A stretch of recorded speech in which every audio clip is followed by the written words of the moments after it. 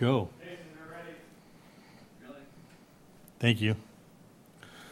All right, welcome to the Groveland Select Board meeting. And if you all would rise and join me for the Pledge of Allegiance. Pledge allegiance to the flag of the United States of America, and to the republic for which it stands, one nation, under God, indivisible, with liberty and justice for all. I know on our agenda we had an executive session listed, but it's currently not going to be, we're not going to go into executive session, which makes the next thing on our agenda, the select board vote, irrelevant. And to my knowledge, we don't have any public or department comments. So we're going to jump right into the common vehicular license for Tecate Corona. Has everybody looked over the application? Yep. Does anybody have any questions? Yes, Ed? Keep getting asked by people when they're going to open. Seems like we're given permits. Your mic is muted. Thank you. Well, we've given permits for a liquor license and other things, but, and then we've come back for a change, but I'd like to know when they're planning on opening up. Could you go up to the mic over there so everybody in the audience can hear you? The microphone at the podium? And make sure it's green. You gotta go stand up there. Yep, if you stand up there with the microphone, yeah. Sorry. That's No worries. okay. It is on green. All right. So how you doing, everyone? As you guys know, we applied a long time ago for, like he said, for the liquor license, and it happened that we didn't know we didn't have the common vic. But as soon as we get the approval, we would like to shoot for this coming Sunday for the grand opening, because we have everything ready, we have all the stocks and everything. So we're hoping to have a good grand opening, and everybody is welcome to come. But yeah, it will be this coming Sunday, Excellent. if I get the okay from you guys. So this is the last piece of the puzzle, Correct. is this license? And we need a motion and a vote on unless there's any more questions. A motion to approve. I'll second it. Motion and a second. Any further discussion? Well, just congratulations. I know the town's very excited to see Thank this you. open. Thank you. All in favor? Yep. Thanks. Good luck. 4, 1 absent. Thank you. We'll see you Sunday. Yep, I'll be behind the bar. Excellent. Oh, no, dangerous. All right, next is the Whittier Tech Municipal Working Group meeting update. I know that, I think last meeting, we went over some numbers, and we're going to take a look at them, and of course, I looked at them a little bit more closely, and I didn't understand some of the things that were here. I talked to the superintendent, I didn't understand them even more after that. Oh, no. So I have a meeting with the admissions, the 20th, at 1 o'clock to get some more clarification about the numbers. But I'm curious what anybody else thought about the numbers and.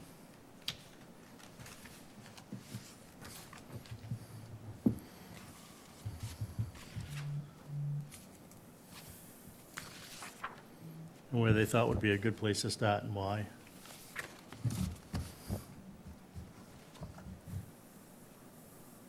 I guess I can see how, if you were looking for what was Groveland's percentage to the total, that's what you don't get from the acceptance, right? I think maybe that's where it's I a was little, looking at it as a whole, just because right, we're looking for a total number of seats that they're looking for. Yep. Yep. I didn't really focus specifically on Groveland. I know Groveland in the past has had as many as 77 seats. I think they're down to, what, 37? I think was what they have seated now. And I think we have 4 people? How many people do we have on the wait list? Four, yeah, four. Yeah. 4. So it's not overly concerning at this current time. I know that I did cut out something. There it is. About the education policies that the governor is going to be instituting. And one of the things that she's going to be instituting is educating all the 8th graders on the value of going to the technical school. So even though they have, 600 people that applied, 700 people that have applied consistently, and the last, 5 years, they had anywhere from 200 people on the wait list to 300 people on the wait list. I think those numbers are going to increase quite a bit because of that. They're going to be pushing more and more people, which is sort of sad because I think the whole reason for the vocational school is getting lost, and it's becoming more of an avenue to make up for the fact that we eliminated all the shops in regular high school, Yeah. which ultimately they have to do, and fortunately they do have the vocational schools to do it, providing that they have enough seats.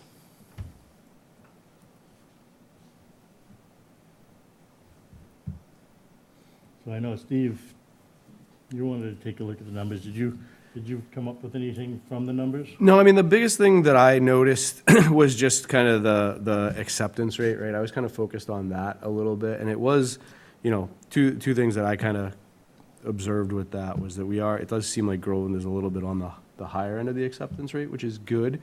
I'm kind of curious,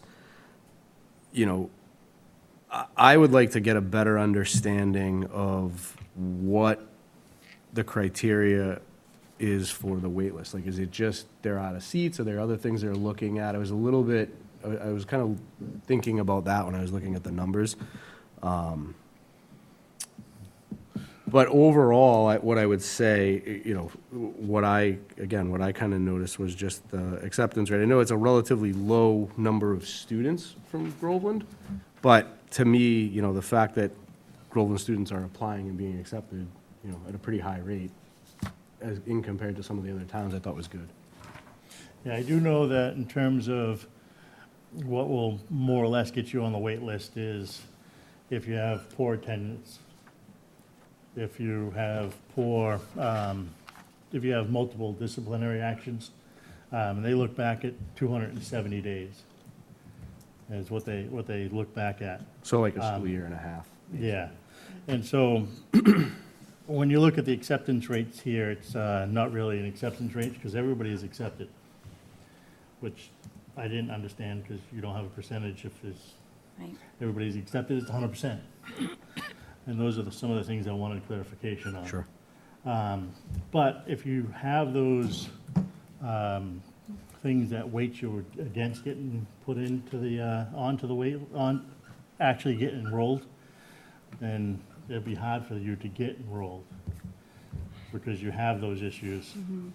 So if it's something that you want to do, it's a motivation to help correct them. But it's still a school year and a half before you can get moved up on that wait list based on how they currently weight it. The new lottery system, it looks like it's still going to be weighted the same way, but they didn't go over that in the meeting. I know they had said that it was going to be sometime in July, they were looking to release the new information. I pulled up information, but it looks like it hasn't been updated since May. And I know that the schools was told after that they don't have that information. Gotcha. So I can understand if you don't want to make a recommendation on the total number of seats you'd like to see at the school, because we don't have all the information. But I'm hoping to get more of that information the 20th. So, did you have a question you said? Yeah, I do. You mentioned that lack of attendance is one of the criteria to put put somebody on hold or on a wait list? And do they take into consideration that somebody is at the high school that basically, they don't belong there? Because the high school obviously is geared towards the students that are going off and go to college, where they think that they should be in the trades. And do they look at that part of it, that they get frustrated because they know they don't belong in the high school, they're not looking to go into college, and they just feel uncomfortable doing some of the regulations that they need to when they actually belong in a VOTEC school? No, I don't believe that they take that into consideration. I know that's something that I keep pushing towards. I know they look at the EIPs, the individual education plans, IEPs, whatever. And for me, the personal experience I've seen for the individual education plans is they're not really geared towards helping some of the students. If you have a kid that's diagnosed with ADHD, giving them a finger fidget and having them sit at the back of the class with the ability to get up when he's frustrated, angry, or upset and walk around the school halls doesn't seem like it's very productive to me. I mean, they talk about students not being allowed to go to Whittier if they have been expelled. And that used to be the conversation that the counselors would have with their parents. Your student's going to be expelled from high school. His only option of getting an education right now is to go to vocational school. But then again, you don't have the shops in high school anymore to create the workforce that we need. So they're trying to balance both of them. And they're trying to do that with the new vocational plans.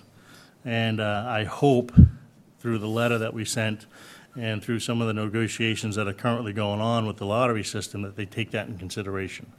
That they move some of these students that really need to go there to be productive and lead a productive life towards the front of the class. But those are the things that we're trying to work out and trying to talk about. And as these conversations go on, I realize that these conversations will eventually have to be moved to the school committee, because those are the ones that are going to be moving that ball forward, because they are in charge of the education system. They're the ones that are elected to do so. And those are the people that we're going to have to go to get the help. I know legislation is most likely going to be stepping in at some point, because the towns that were all at the meetings felt that the Whittier agreement was going to be completely abolished and a new one was going to be written. But they can't do it that way, because to do that, they have to liquidate all the assets and everything for Whittier. So that's a very complex process but on the same token, you can amend the agreement however you want. So you can get everything in there that you want and make it 100% what it needs to be. But again, a lot of that's going to be dictated by the school committee and DESA. So they're going to look at it. And if you look at what we have here, they're going to draft the amended agreement. They're going to submit it. And then once DESA reviews it, they're going to send it out for all the communities to sign off on it. And we've already been instructed that at that moment, we don't have a choice to change it. It is what it is. So I think for now, I think the best thing we can do is grab a copy of the agreement, go through it, to see what we want to have on it, so we can start talking about that, and then start going to some of the school committee meetings and talking to them about it and getting them aboard. Maybe invite our school committee member to come in and give us an update, because I know we haven't seen them in a while. That would be nice. But we can go there as well.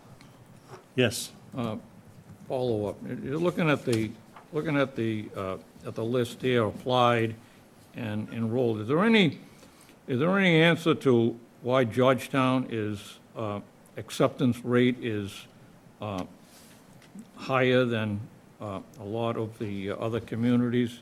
Here, 2020, 2021, 94%. 21, 22, 90%. 23, 24 down to 88%. 24, 25, 90%. And I'm just wondering, like, it seems like that they have pretty close to some of the other municipalities. Like, for instance, in 2023 to 2024, Georgetown had 16 apply, Merrimack had 17 apply, but Merrimack had an acceptance rate of 53% and Georgetown at 88. Do they have an answer for why that is? I know once they've filled the seats with the people that they prefer and the other people that don't meet anything, it goes to the lottery. And so it's just randomly picked. But, I mean, when you're dealing with the numbers so small, the smaller the numbers they are, the acceptance rate seems, it can be very altered very quickly by one or two students. So, I mean, I'll ask more about that on the 20th. And like you got here in 2023, 2024, Georgetown had 16 apply, 88% were accepted. And Ipswich had 13 apply, and only 54% were accepted. So, 16 in Georgetown that applied, Ipswich 13, but yet Ipswich only had 54% that were accepted as opposed to Georgetown. But it seems like they're almost favoring the cities here, where Newburyport and Haverhill. There's obviously quite a few from Haverhill that are applied. Their low acceptance rate, but like Newburyport, they're 2023, 24, 20 applied, 16 were accepted, and an 80% acceptance rate. It Yeah, just it's seems like to- I said, it's hard to say because, I mean, when you say that they're favoring the cities, I would expect them to have a much higher acceptance rate. But you look at Newburyport, it's at 64, and Haverhill, 56, 65. So I think it's still pretty random, once you remove some of the students that they would prefer to be, depending on how it's weighted. I know that the governor has addressed this, and the whole purpose of the new lottery system is to eliminate any ability to favor any town or city in a regional agreement, because it's supposed to be done in a much more blind manner. But they still can be weighted depending on the agreement that we come up with for the school. And so that's something you should consider when you think about what you would like to see in the agreement and how you would like to see it written, is how you would like to see it weighted, why it should be weighted that way. Because those are things that we can take to the school committee. But I know that everything I've read about the lottery that's coming up, the whole purpose of that was to do it blindly so that everybody had the equal chance. But of course, if we build a big enough school, then it's irrelevant. Do we know when that lottery is anticipated to be implemented? I know it has been for the past few years, but they're making changes to it. Okay. Originally, the changes were supposed to come out in July, but they didn't talk about it this last meeting. So I don't know if they were implemented. Everything I looked online said that was, like I said, dated in May. And I know that they had put a hold on it after that. So, well, whether or not they just said, we're not going to change it, we're just going to leave it the way it is, I don't know. Right. But I may find out some more information about that the 20th, so I might have some more information to talk about that. And I appreciate that. I think a lot of us are aligned in the idea of, I'll echo what Ed had said, if a kid's not doing great in school, a lot of times is they need the hands-on learning. Right. It's not that they're a bad student. I mean, I can speak for my son who fell into that category. He was on a wait list. 2 weeks before the school year started, they said, you want to come to Whittier? And so we had to make a choice. And he ended up going, but, it it's, if his grades aren't good, it's just because he's just not that type of learner. And I think we're seeing more of that. And I think another piece that's going to play into this and the numbers of kids applying is the cost of college is astronomical. And I don't know how many parents want to fork up the money to, you know, send their kids to school for that amount, and also for the kids to have that debt. That's scary. So this almost seems like an option for that. So I think we're potentially dealing with two conflicting issues, right? The kids that really need this, because this is how they learn, and then just thinking ahead, if college financially is not on the table, then this also becomes a factor as well. Right, and they still definitely have the same educational process that they had, because I know when I was at Market Basket, the gentleman that was standing behind the counter says, "You need to come to Whittier because they don't give us homework." They give homework. So those were some of the things that they never would consider before. Right, right. But just to echo what you were saying, I think one of the things I found interesting looking through the presentation in the packet was the number of job openings and things like that, which is, you know, obviously there's a good amount of opportunity there as well, so. If I could turn back time, maybe I would have gone instead of going to Pentucket. So maybe next meeting, we can talk more about the number of seats that we'd like to see as a total for the school. Yeah. And then talk about what we'd like to see in the agreement, maybe particularly on weighting the admissions based on capital obligations, Right. percentages, Yeah. Yep. based on student requirements, as recommended by the counselors. Because the counselor's probably going to have the best idea and recommendations, because they're the ones that do the individual education plans anyway. Yeah. Whether or not the school would be more suited to that particular student. And that should carry a lot of weight. Could we My see the agreement prior to that meeting, the current Yeah. agreement? Yeah, it's, I know it's online. Rebecca, can you make sure that we all get copies of that? That'd be great. Appreciate that. And with that, I think we'll just leave that for our next meeting. And we'll move on to the Merrimack River Public Boat Ramp, boarding float system, and parking lot. So this item is on your agenda. We had been working to locate a fishing pier or location at Johnson's Pond, and we had been looking at various locations along the pond. We were looking at the area at Beasley Memorial Park, and then we were also looking at the area by Lower Johnson's Pond. And as part of that conversation, we started to find ways as to how we would fund such a project. And working with Mike Dempsey, he had gone about coordination with the Division of Department of Fish and Game and the Division of Boating Access and Land. So we currently at Beasley Memorial Park have an agreement that allows for boaters to access Johnson's Pond at that particular site. And so when we were looking and trying to identify another location, we met here, and they were asking about the Merrimack River. So we said, oh, we have some projects going on down by the Merrimack River. So we went down to the Pines Recreation Area, and we showed them the boat ramp, and they thought it would be a great opportunity to do some enhancements that would allow for better boating access and would allow the town to enter into an agreement with the state to help financially construct the parking location, as well as potential future larger capital projects that have to do with the float system as well as the access to the river. So the agreement that they sent over is a draft agreement, and that was included in your packet.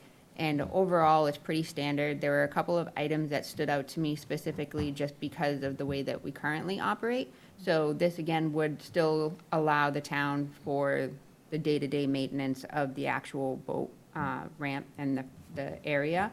However, we currently have a fee that we charge to residents to utilize the boat ramp, and we also charge a fee to non-residents. The fee structure is a little different, my understanding with the agreement is that we would not be able to have those differences in the fee structure, and then making sure that we could still charge a fee in order to make sure that we have enough funds to pay for the maintenance of the gate, the cards, making sure that the area is secure when not in use, paying for the lights, et cetera. And I think it's just really getting some clarification from the state and specifics. It looks like we do have the ability to make a request, and they would need to review that request, and then they would see whether or not they'd allow us to move forward. But the potential does offer a lot of opportunity for us, especially with a lot of the funding aspect of maintaining and future projects for this particular area. We have invested significantly in the boat ramp just recently, in the last few years, so it is something that's worth exploring. So I wanted to bring it before the board this evening to get your thoughts, to see exactly if there are any hesitations or questions or comments that we could then go back to the state and have those conversations in greater detail. Does anybody have any questions, comments? No, excuse me, I think the two things that you brought up in the memo, I thought were pretty relevant in terms of specifically the fee structure, because like you said, we have the different fees for in-town versus out-of-town, right? So figuring out what that would look like. And then the other thing that just popped into my head when I was looking at it is I think back in May, we had done an agreement with the environmental police to store a boat down there. I don't know if that impacts this in any way, or if we need to factor that into the agreement at all. I don't believe so. The boat is actually being stored in the parking lot behind the public safety building, and then you just utilize the gate. If anything, I think this would allow for greater access for the environmental police to be able to take the trailer down there, unload the boat, and still have some place to keep the trailer before they reload it and bring it back up here to park. So I do think that it would actually offer more of an opportunity for them to utilize the site as they need to. Ed? This is a draft that they sent over. Correct. Well, I'm just bringing your attention to page 2. Fees for out-of-state users may be no more than 3 times the fee for in-state users. So this is what they're proposing. Could we come back and amend that to out-of-town users? I'm not exactly sure what their parameters are, but definitely something that we can ask questions about and get an answer. Because right now, we charge out-of-town users of the boat ramp more than what we, so if that could be continued, and obviously out-of-state users, they're out of town, so they'd be paying the fee. And so if this is just a draft, we could request they change that, unless that there's a reason that they don't want to add that in. We can definitely discuss that. Again, I think the intent is to open it to all users and to encourage use and to encourage use of the river and also to promote fishing and boating access. But I think that it does give us some opportunity to go back and figure out what those parameters are if we do already have a fee structure in place that does just what you say. Well, so you could say that we wanted to keep it the same as it is now, out-of-town users, not just out-of-state users, probably isn't anybody from out-of-state using. So I'd like to see it amended for that. We can discuss. So as far, you mentioned that with VZ, we already work with them for the current boat ramp. Has that been a good working relationship? I don't want to speak on behalf of Mike because he's been spearheading that particular location, but I believe that it's been a very collaborative relationship. Okay. It just works out when you already have something in motion, so you have something to reference. And this does not delay the conversation in regards to finding another direct fishing location in that particular area. I know that there's a couple of residents who are very eager to see that happen, so that hasn't been put on hold. This opportunity just presented itself quickly, and due to some of the improvements we've been doing already down at the Pines Recreation Area, we figured to initiate the conversation sooner rather than later would be the better of the options. Yeah, I was actually excited to see this on the agenda too. Just last weekend, I went on the Haverhill boat cruise, so I got to see the pines from the water. And seeing this and thinking about maybe some potential improvements to open this up a little bit more without the taxpayers having to pay for it directly is exciting. So Yeah, so thank you for bringing this to us. Yes, now, to Ed's point, we certainly can discuss it, but I think when you look at the CPA and how they do that, they traditionally try to keep it all-inclusive without penalizing people of Massachusetts, because it is the state. And I know that some of the residents are against that in a lot of different ways and for a lot of different reasons. But yeah, I think it's definitely worth exploring, and it definitely doesn't hurt to ask whether or not we can continue with the way that we do the rates, and see if they'll amend that. I also wanted to find out more about the wharf and what they would be willing to do in terms of changing that. I know that the wharf that we have down here, Mark Parento had pointed out that wasn't really designed for the river. Hasn't handled the traffic that we have now, and more traffic. I don't think it would handle it very well. And I don't think it's great to be standing on and fishing off of, although I have seen somebody do that. So if they want to promote that, what are they willing to do for the wharf? And I think we can bring that into the conversation and how that would benefit the residents of Groveland. I know I've seen a lot of kids down there fishing too. So having something that might be a designated area would be very beneficial for a lot of the residents here. And if, like Becky said, if we can get the state to come forward and pay for it, and it would be a benefit to the town even more. Especially because they said the parking lot would be for 10 boats, trailers, cars and trailers. And if it Correct. doesn't if that doesn't interfere with the current parking that we just expanded, I think that would be another big plus to that area, because there is a lot of traffic that goes down there now to utilize it, even though it's a very short season. Any other questions or comments? Just one. Do we know if any other cities or towns along the river have partnered with them on this program? Yes, I do. I know in Methuen, they had done a fishing, I don't know what the correct term, but a fishing pier. I know the name just flew out of my head. I think it's in Haverhill they've partnered with as well.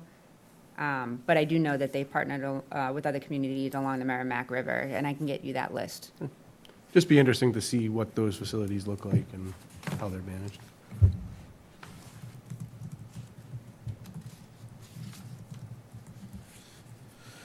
All right, if there's no other questions or comments, I think we'll move on to the facility plan update for the Langley Adams Library.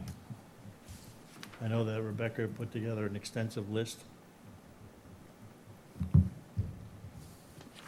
So we, being myself and Steve McPherson, who's the building and facility supervisor, were requested to attend a library trustees meeting to discuss the capital needs of the Langley Adams Library. So Steve and the highway superintendent, Arthur Marcos, had visited the library, and they put together the presentation that's included in your packet, and they highlighted a couple of areas of concern within the building, most notably the roof, which is something that we have talked about numerous times. There's also the AC units that were in one of the original windows that needs to be removed since they're no longer in use, and it's causing structural issues with the window itself. And then there's also the bay windows in the front, which are very unique to the building, and those need to be replaced. The other notable project that was not listed on the presentation but talked about was obviously the electrical panel upgrades, which you're all very familiar with as well, since we here have the same electrical panel that is no longer encouraged for use. So we have taken the monies that we had for the capital project and put forward a engineering study for the complex in its entirety, and that also piggybacks on the project that we had with the generator over at the public safety, because we did approve a capital improvement project for the generator to be hooked up to natural gas.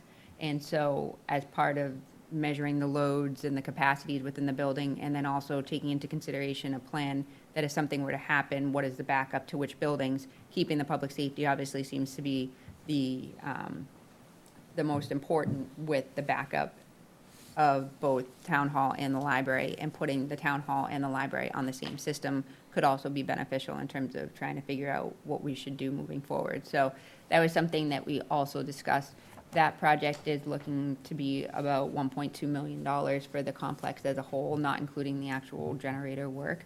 But something that we've been working with the new highway superintendent and getting all of the specifics so that we can move forward with a capital plan come September, so just next month. We'll start budget season already.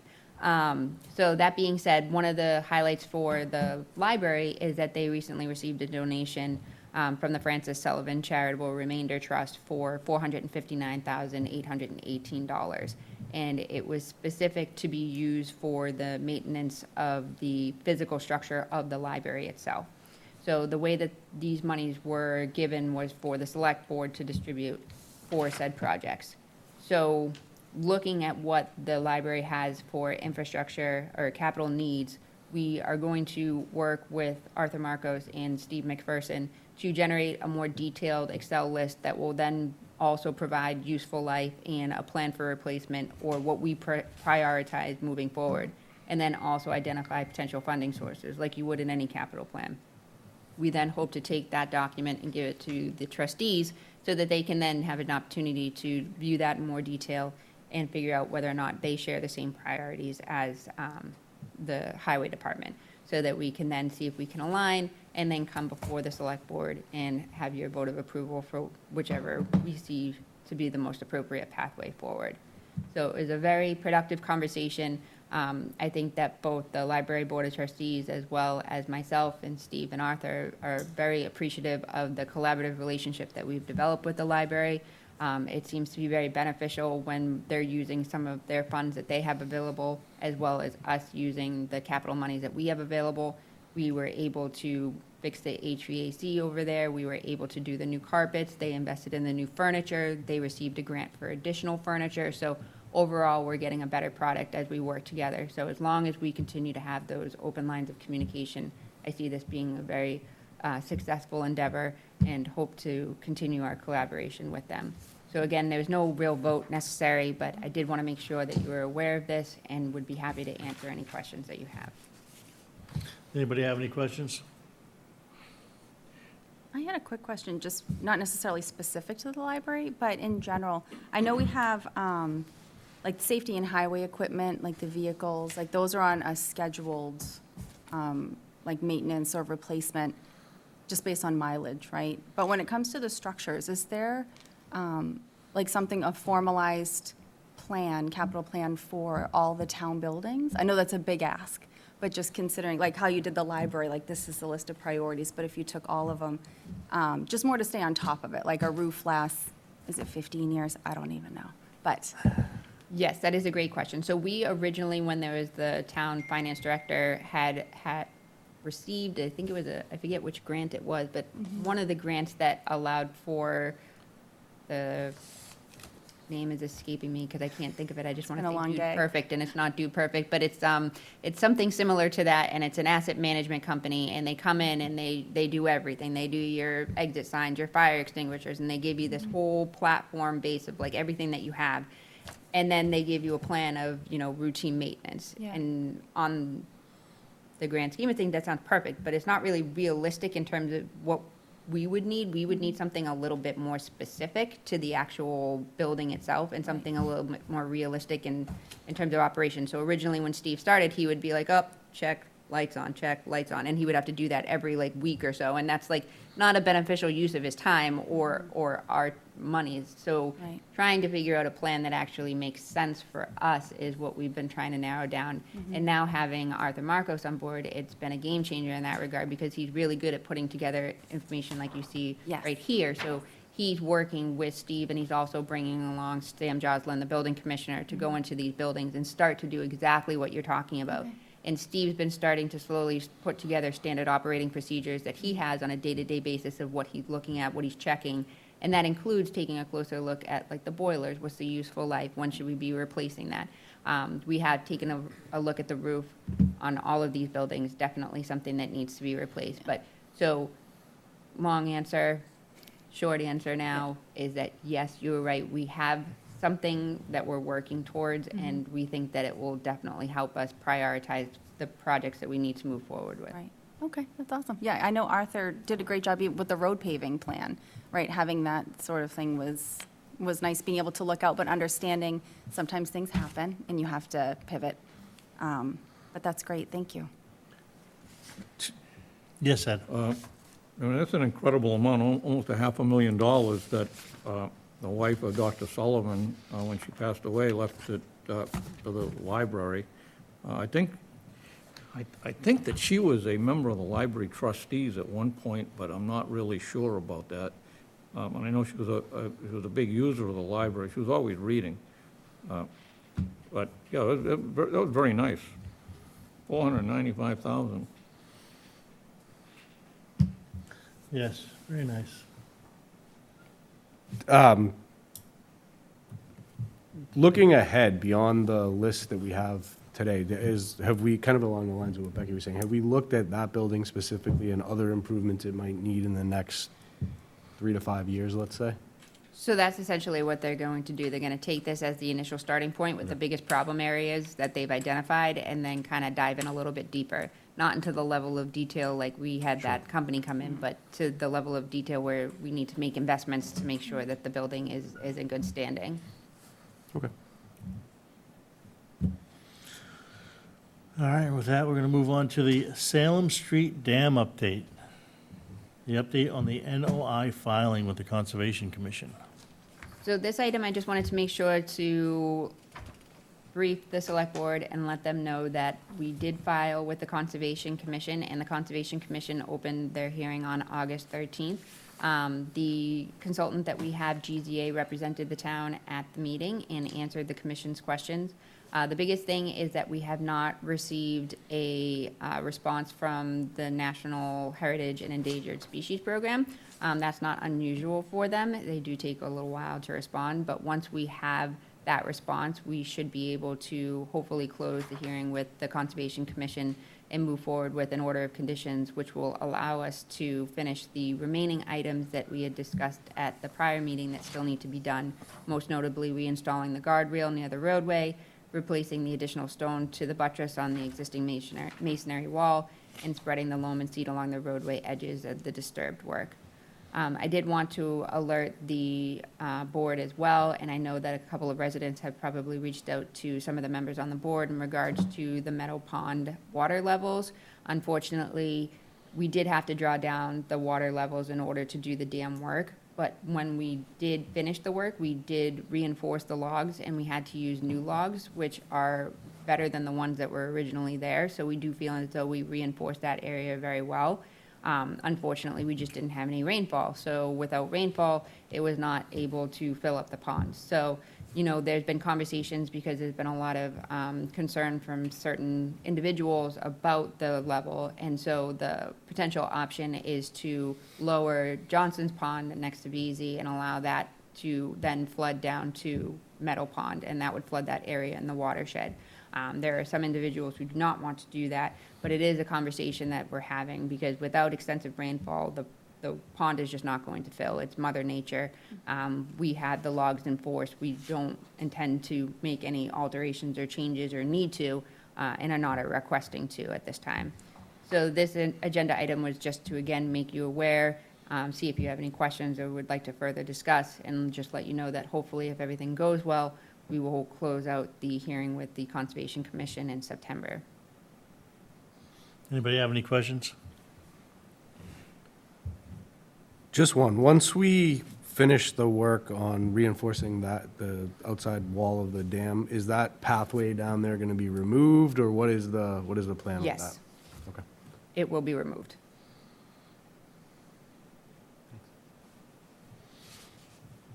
Is that it? Then we're going to move on to the parade update. So in- Exciting. In your packet, you'll find the memo from Annie Schindler, the executive coordinator, about some of the work that they're doing on the 175th celebration parade. 2 words. So float signups, the registration closes August 18th, which is today. We have some great groups that have signed up, and we're really excited to see what people are creative with and come up with.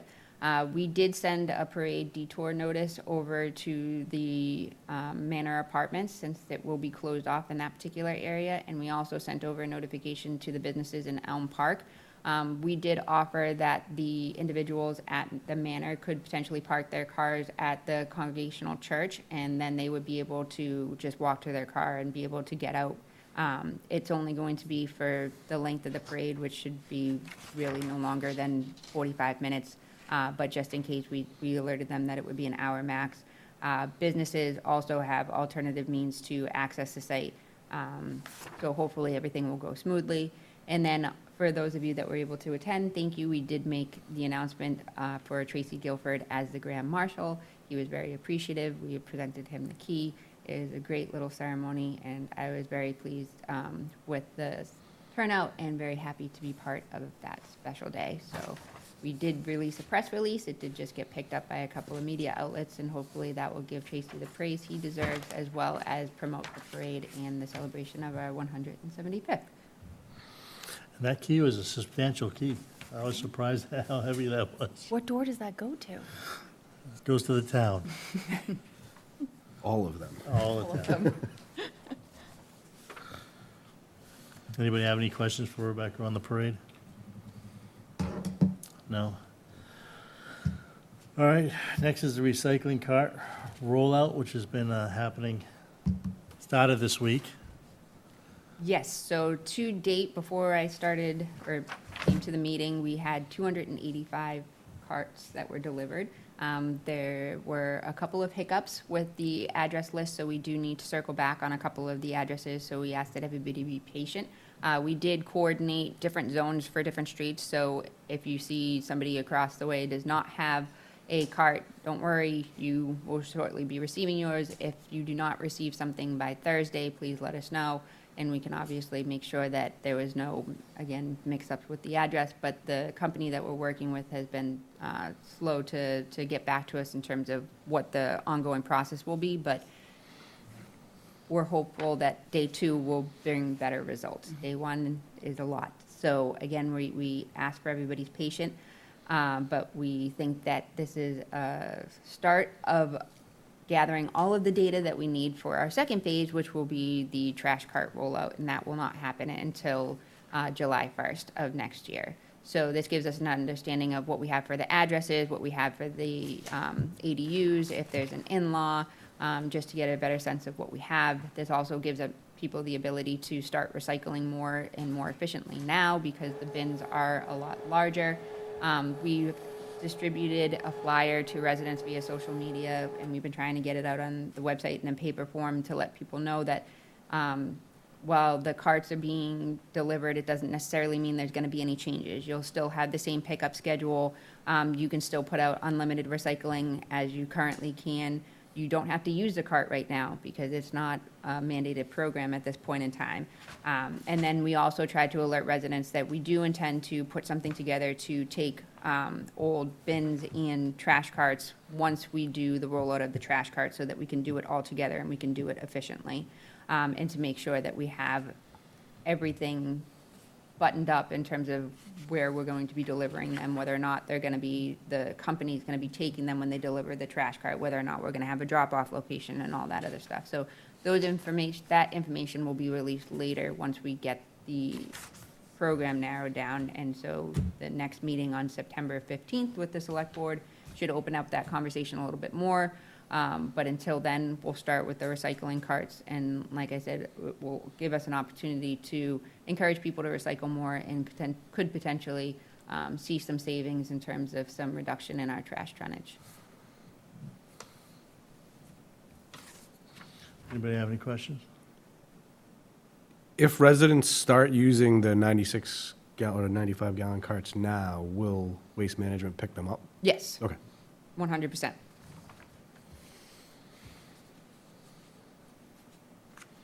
And the other thing about the carts, like we had mentioned, is you'll note that there's that QR code on it. And so if you scan that QR code, that will lead you to information about when you can report a missed pickup, including a trash pickup, and when you can see the holiday schedule if you're looking to see if there'll be a delay. It also gives you recycling 101 tips. And then if the town wants to make any additional changes, if we get our new trash program up and running and want to communicate with folks, we can just say, if you click on the QR, you'll be able to find that information. So we can update that, and that's part of that pilot program that we were able to join with RARIG. So we're really excited to see exactly how that rolls out as well.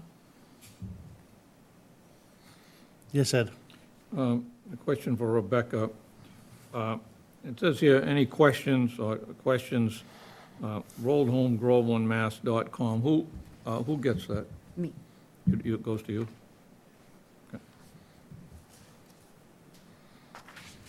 Is that it? Yeah, that's it. Yep, that's all. Awesome. Did you have anything? No, I'm good. Good, thank you. It's an exciting time. I'm looking forward to seeing all the uniformed barrels out there. That's going to be, make things a lot easier and cleaner around town.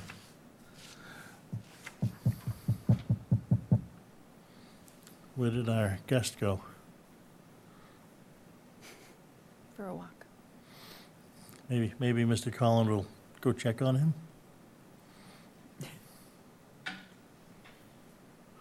I was a little concerned when he was getting up. Next is the green tip. Who has green tips to share? Anybody? It's a lot of pressure. I didn't know I had to have one ready. Yes. It's always Kathy's thing.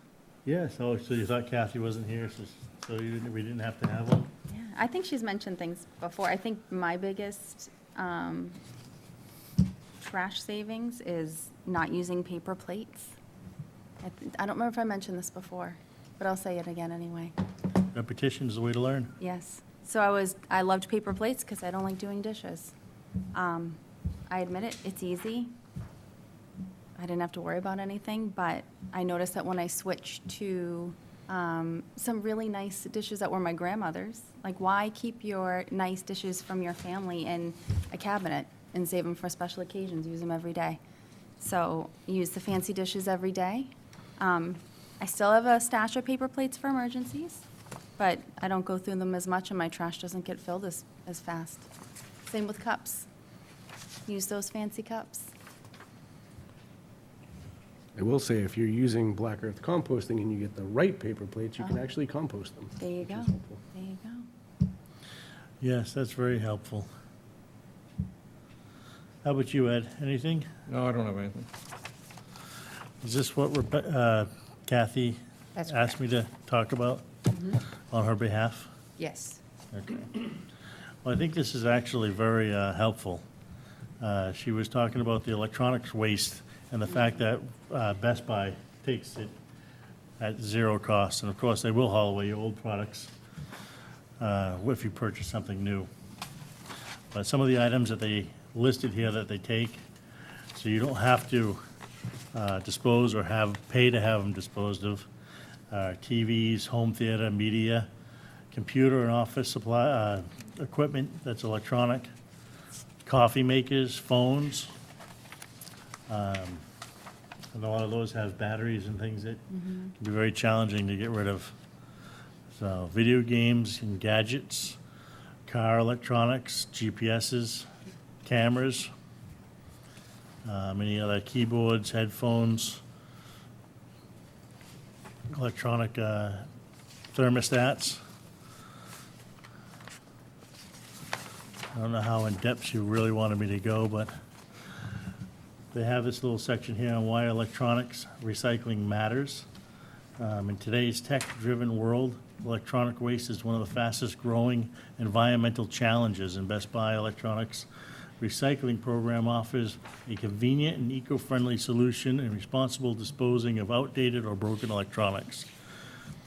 So they put a lot of money into it, and they have recycled over 2 billion pounds of electronics and appliances since launching the initiative in 2009.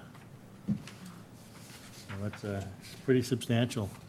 And it's great, especially if they can reutilize a lot of those plastics and other things that they can harvest from the electronics. So if you have anything that you want to get rid of and you have the means of transporting it to Best Buy, call them and make sure they take it. And it's a good way of doing it, but it's not going to cost you anything. Did I hear you say that up to 3 items a day at Best Buy at no cost? Up to 3 items a day? No, you did not. Is that something that they do? 3 items a day? Well, Yeah, it says here, it's on the flyer. at most Best Buy stores, you can restock up to 3 items per household per day. But is there a cost to that at all? Not according to what I read. I didn't see anything in this. Yeah, it said free of charge. Oh. Just some items may incur a recycling fee. I think some of it may vary. So call ahead. Yes. Like I know TVs, they talk about the flat panel, but if you have one of those like old 90s tube TVs, that may be a different, May incur a cost. you may be in a different fee tier at that point. Yes, it's very, very well possible. So moving on from green tips, we have a one-day liquor license. This is consideration of a request from Linda Chandler for a one-day liquor license for a public event to be held on September 5th, 2025, 5 PM to 9 PM at the Pines Recreation Area. I'm assuming that's the event that takes place after the 5K run for Groveland Day, right? Yeah. So would somebody like to make a motion? I'll make a motion to approve the one-day liquor license for September 5th, 2025, from 5 PM to 9 PM at the Pines. We have a second? I'll second that. Any further discussion? Motion and a second. No further discussion. All in favor? 4 in favor, 1 absent. Next, we have an appointment to the Recreation Committee. So I'll make a motion to appoint Amelia Dunn of Center Street to the Recreation Committee effective August 18th, 2025 through June 30th, 2026. Second. Motion is second. Any further discussion? Seeing none, I'll call for the vote. All in favor? Yep. 4 in favor, 1 absence. We have no minutes listed. I don't think we have any old or unfinished business. And don't believe there was anything not reasonably anticipated at the time of posting. So next we have town administrator time. So I'm trying to work with my memo a little bit, so you'll see that it's structured a little differently. I'm trying to be more brief in terms of what I share at the meetings, but also still give you little snippets as to what's going on so that you know that we are working on things. And if there is something that you'd like to prioritize as part of that list, that I can move it up to the front of the list. But I did want to make you aware of 3 things that came to my attention more so recently. One is to alert you about the PFAS settlement monies. We did receive the initial 3MAFFF settlement payment for $124,346. We do anticipate additional payments coming forth from that particular settlement, but in addition to some settlements that are also going on with different other companies that had been named in the lawsuit. So these funds will be used by the Water and Sewer Commission for construction of the water treatment facility. And then along those lines is the opioid settlement. As you know, that the former Attorney General, who's now the governor, had filed a lawsuit against the opioid companies in terms of the pandemic that happened soon thereafter for opioid use across Massachusetts. And so these settlements will bring over $900 million into the Commonwealth for substance use prevention, harm reduction, treatment, and recovery support.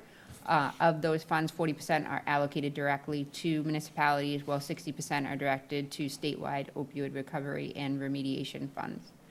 So as of January 2025, because that's a long time ago, Groveland received $12,624 from the settlement. The town also expects to receive approximately $2,000 annually through 2039, for a total of $41,298 per daughter. Whichever one, because nothing's coming out of my mouth the right way. So anyway, Locally, the town is working with the police chief to use these funds for the purchase of Narcan supplies and to support the DARE program that we have at the Bagnell Elementary School. And this is a really important program because they have expanded it this year to focus on prescription drugs and opioid use. So this is something that is unique to town. Not many other communities still have their DARE program. But the chief is very committed to making sure that goes forward, and any way that we can use those funds to continue that is beneficial. We're also looking to partner with the Pentucket Regional School District and the towns of West Newbury and Merrimack to pool some of those monies so that we can do a larger educational outreach effort to the middle high school. And then the last update is just to let you know that we did submit additional units for the subsidized housing inventory, which we identified as SHI. The SHI, when we reach our 10%, gives us safe harbor when we're looking at unfriendly 40B project. So the developer over at Corey Apartments has pulled the permit for building number 3, and as a result, the town has submitted those units, and we are looking at raising our SHI percentage to 9%. So we are still slightly under the 10% affordable housing requirement. However, there is still building 4 as part of that project that the developer needs to pull. So once he pulls that particular building permit, we will find ourselves at 11.1%, and that will give us the safe harbor that we're looking for. So we are very close.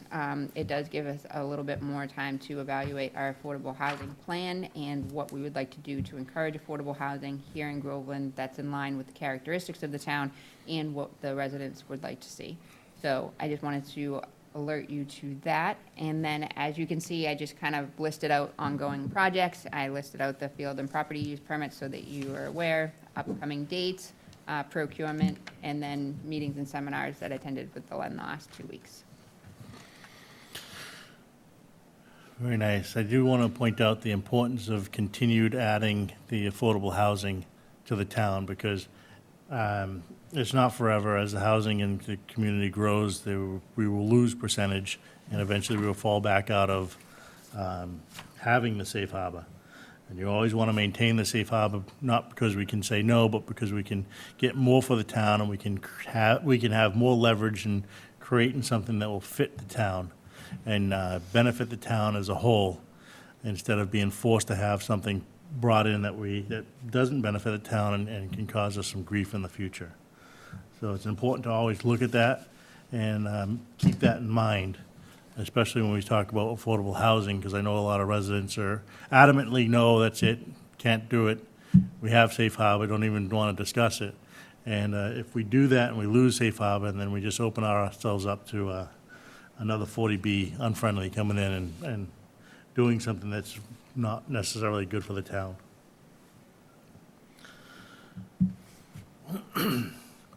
And with that, I think unless anybody has any questions for Rebecca? Yes, Ed? Yeah, just a couple. The project on Salem Street, 2 questions on that. Any idea when the first building will be available for people to rent? And the second question, any idea when they're going to pull the second permit for the second building? So I'm not sure when. I believe that the developer is looking to get occupancy this fall for that building. I'm just not 100% certain where they are in that process, but I can follow up with the building commissioner and get you a more definite answer. As to building 2, they did pull the building permit for building 2. It's just building 4. Building 4 sits behind the cell tower. And I'm not sure exactly where they are in the process. The last time I talked to the developer, it looked like he was going to be doing a foundation permit first, and that doesn't necessarily count as a building permit. So I believe it's within the next few months. Last question. Under the field use, I see the pickleball court reserved 7 consecutive Fridays. Is there any way to put that a day or 2 before, so that people know that it's been reserved for those particular times? I don't know how you would put something up down there so you don't want any arguments of somebody coming in, hey, you've been on here for over an hour, let somebody else on. No, that's a great idea. We can put up a form, we can laminate a piece of paper and put the zip ties up to the side of the gate, and we can make sure that it's present and put the official seal so people know that it's official notification. And then we will also inform, and we have informed those who put forward a permit to use the field, that if they show that permit, then the person who's there must leave. So we haven't had any issues yet, but that's a very good point, and we can work to get a more official sign as well. Okay. Any other questions? No? All right, that brings us to correspondence. We have correspondence from KP Law, webinars on slides on solid waste contracts. I gave this a little bit of thought. I think everybody should look at these and think about the contract that we're entering in. I don't think it's something that we'll be discussing at the meetings, but you may want to discuss it with Rebecca if you find something that you think might be important. The reason why I don't think we'll necessarily be discussing them at the meetings is it could put the town at a disadvantage. And Rebecca does all the negotiations. I like to keep getting updates like this on some of the pitfalls and some of the things that you'll be looking for when you do negotiating different contracts, just because it gives us a certain information that we can relay to the public about our confidence in getting a proper contract. Reese, yes? And just a question on that. These pages aren't numbered, but we'll say 2, 4, page 7. If you have a town meeting, vote authorizing the town manager, I always should say town administrator, not town manager. I read that over, I didn't see anything else that, Yeah, I think these are just generalizations for things that they've seen. Next is VC Memorial Park feasibility report. Attorney General extension of a 90-day review period for Articles 10, 16, 24. And the Attorney General review approval of warrants 18, 19, 20, 21, 22, 23, 24, and 25, and zoning warrant articles 10, 11, 12, 13, 14, 15, 16, 17, 32, and 33. So we definitely kept them busy. And so we still have 3 that they requested the extension on. So hopefully we'll get those approved and we'll be in great shape. And with that, I think our next meeting is going to be Tuesday, September 2nd at 6:30 because the 1st is a holiday. And we'll entertain a motion to adjourn. I'll make a motion to adjourn at 7:37 PM. I'll second it. Motion is second. All in favor? 4 in favor and 1 absent. Thank you, everyone.